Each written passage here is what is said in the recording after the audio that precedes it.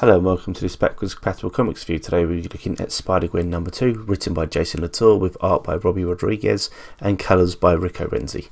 Now we already have a review of the first issue up, so please do refer to that.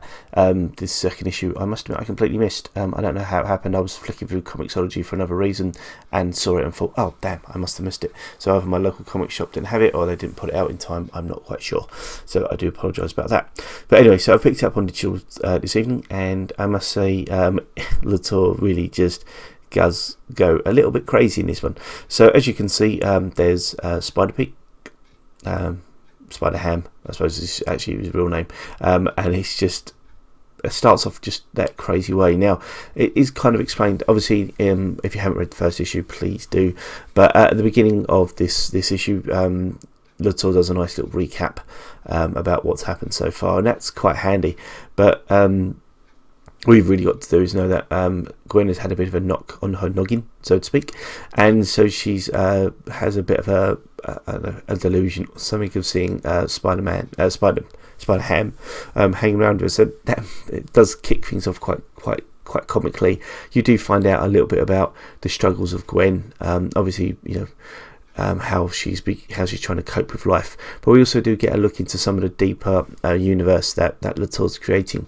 So we get a little bit more about Officer Frank Castle, a little bit more obviously about Kingpin and Matt Murdock. I'd say obviously I didn't mean that, and also the Vultures. So it's great because what he's really doing is building up the universe around, or the world, or the universe, or dimension, whichever phrase you want to use, that exists around Gwen, as fitting with the first one.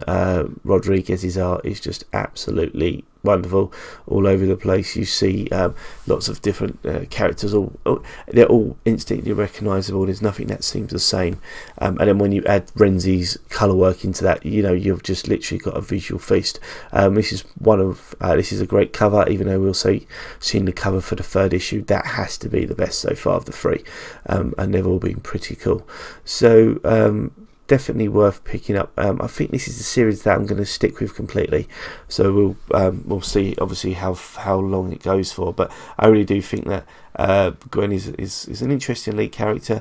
Again, it will appeal to the teenage generation just because she's a bit of a younger person trying to find her way in the world. But again, thanks to all the references and all the nods to even the Smiths which come up there, which is quite a lovely little